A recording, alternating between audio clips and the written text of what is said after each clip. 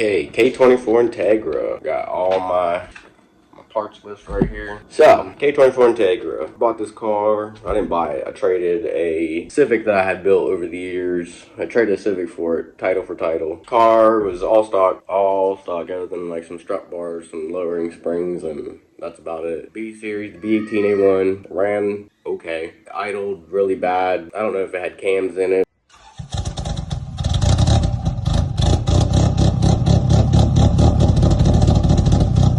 If it was just clap, but it ran really rough at an idle once I got it to idle back down. But I fought that B series for all last year. Pretty much the entire time I owned the car, I was fighting that B series, and eventually it got to the point I just don't have luck with B series. I was ready to ditch it. Went on the market for an engine. Ended up finding a 2008 Accord, had front end damage. It had the K24 Z2 in it. It was swapped. Supposed to have a Z3 in it, 5-speed. It was a 2-door, which makes a little bit more power than the 4-door, like 177 with the 4-door, 190 with the coupe. I don't know if that correlates with the engines. From what I've seen, the engines are the same, just stamped differently in 2 different tunes. So got that, tore the car apart. I literally tore everything that I could think of that I would need to make the K series run outside the car. So I literally took the engine, the transmission, engine harness, the dash harness, both dashboard fuse boxes on the driver and the passenger side.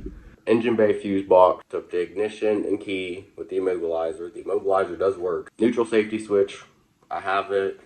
It's in the car. I actually bypassed it for whatever reason. It's got the stock ECU. I'm using the 08 Accord shift cables, the shifter box, the gas pedal because the 8th-gen Accord has an electronic gas pedal, an electronic throttle body. So there's no cable-driven throttle body on this. Took the gauge cluster, which fit really well inside the Integra, which I'm kind of surprised. I took the cooling hoses. They all fit perfectly. Mine is a couple trimming. They had like trim like maybe a couple inches off a couple of hoses, but everything fit perfectly, almost perfectly. Another cool thing about it though, still got a cable clutch.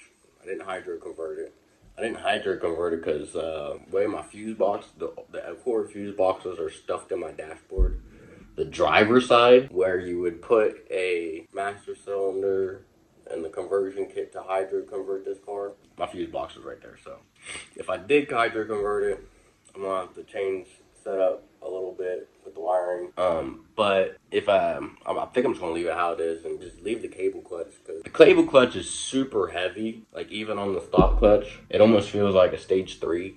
Like it takes some effort to actually push the clutch down with the cable clutch. Quite frankly, I like that. If I can develop and craft my own little bracketry system, I could definitely alleviate some of that pressure and not make it as hard. But I think I'm going to try to keep it a cable clutch. I do like the idea of keeping the cable clutch. So pretty much is engine harness, dash harness, fuse boxes, ECU, shift cables, shifters, the engine transmission. And that's pretty much it. Just took the main bulk of what I needed to run the engine. Now, when I did all this, my thought process was, all right, what do all cars share in common? They're made of metal. What is all electronic systems and engines need to run?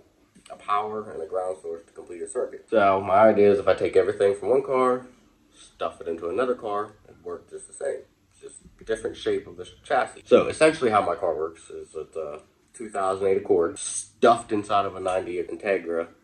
So like if I want to tune it, I tune it like an Accord. If I do maintenance or anything like that, if I need engine stuff, treat it like an Accord. If I need body stuff, treat it like an Integra. But really the only thing I needed, now that the engine was out of the Accord and waiting to be put into the Integra, the only thing I needed was mounts and a way to deliver the power. So I ended up buying EG mounts, 92 to 95 Civic K-swap mounts. The reason I did that was A, much cheaper than the DA K-swap mounts, like way cheaper. I actually, my thought process was if I can get driver's side mount and the passenger side mount in place, the only thing I have to worry about is the rear mount, because that's the main thing that's going to be different. So what I did is I bought those mounts, got the engine all mocked up and put where I wanted it. And when I had replaced the subframe on my EK hatch for the EG subframe, I had kept the subframe for a reason. I don't think I just had thrown it out yet, but I still had that subframe. And what I did, cut out the section where the mount goes. So I cut out that section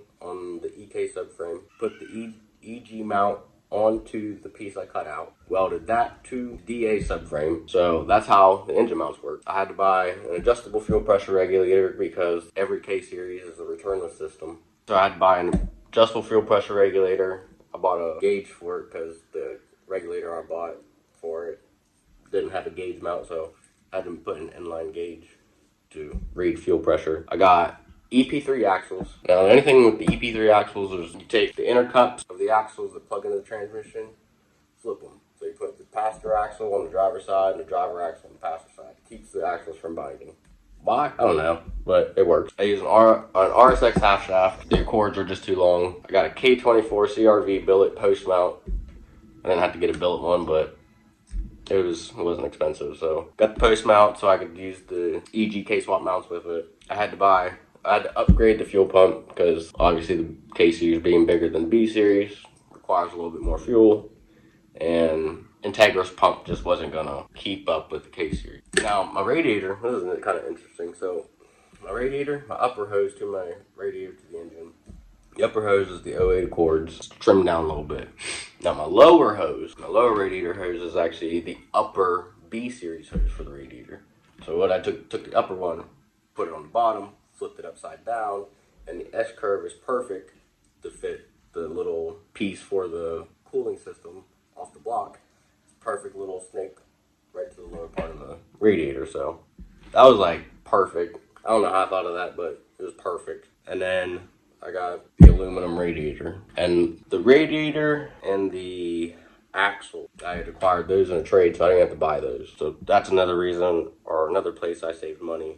But this whole swap cost me about $700 start to finish. It runs, it drives. The only thing it needs right now, right now, I need a starter, so obviously I can start the car. I need a downpipe for the exhaust. Oh, I also have the stock cat from the 08 Accord right off the back of the blocks, and it's perfect. So I still need a downpipe to connect the cat to the rest of the cat bag on the full exhaust. So I need a downpipe. I need to make my welds better for my engine mounts. Because, I can't weld, but I got it in there. Those need addressed. I'll definitely need to fix those welds. Or have someone who knows how to weld and fix them welds. But that's pretty much it. Buy your car, a K car, preferably a running K car. Everything it has to run the car, stuff it in another chassis. Boom, we did a K swap for nothing. And I didn't have to buy no fancy special pieces, no intakes or tunes or ECUs or nothing like that. No tucked harnesses, nothing. Just take it all from the car that is being the donor, stuffed it in the other car. So again, like if I want to tune the car, I get a K tuner V2, plug it in the OBD port, and I tune it. If I need check codes, I use my OBD port just like it was if it was an 08 Accord. Plug it in, use your scanner, run your codes, clear some codes, reset your throttle body, whatever. It's literally two cars in one. It's the best way I can explain it. But it works, it runs, it drives. The only thing that might prove to be an issue with the current setup, because I had an 8th gen and they got sensors everywhere. VSA, the vehicle stability assist. There's a lot that ties into it. It affects the traction control a little bit. But the car it'll fry its tires off, so I don't think the traction control, because with the 8th gens, like let's say one of your sensors aren't working for your traction control, it'll permanently enable, so it'll permanently lock the traction control on. If, like, let's say the ABS module is going bad, or the VSA module is going bad, or even your tire pressure monitor systems are reading inaccurately, it'll lock your stability assist, so you won't be able to turn off traction control. Now, like I said, as of right now, the car, it seems to be running full power. It'll fry the tires off. It seems like the traction control is not working, so if it stays how it is, then so be it. Now, if I start having issues with the VSA, then I'll have to add some things to it, like the ABS, VSA, there's a steering angle sensor, tire pressure monitors. There's also a yaw and G4 sensor in the center of the car that I'd have to put in, which I have all of that except for the ABS and VSA module. That's all in one unit. And I'd also need a steering angle sensor. So, if I push a little harder, I can make it even more modernized, the Integra, but my goal was literally, I just want to daily the car. That's all I wanted from it. I didn't want a powerhouse of a car. I wasn't looking to build it. I just wanted the car to run. I have 2 kids now. It's part of the reason I got rid of my Civic that I had before. I had no back seats or anything like that. So I had 2 kids now. I really just wanted a car that I could put put the kids in that I had fun with, that I could still modify upon, but you know, I can still put my kids in it because you know I need to transport kids obviously for doctor's appointments and stuff like that. I wanted the engine that ran smoother, that was more efficient, maybe even a little cooler. And another cool thing about it, my swap in particular, is since I'm using the K24 Z2, nobody uses them. Nobody likes them. Specifically, the Z2 is kind of a lower barrel K. The Z2 came in the 8th gen Accord 4-door sedans, which only made about 170 horsepower. And the coupe version, the Z3, came with 190 horsepower. But at the same breath, the TSX with the Z3 made up to 205 horsepower. So if I just get the right tune on this car, I can definitely get it up to above the 200 horsepower range. So bang for buck, I can't beat it. $700 K swap that has just as much potential as the older Ks that everybody else is using. Really the only downfall to my K that I can really picture, since no one uses it, there are a lot of things different with this K, as in like the head. Obviously it's got the single port head.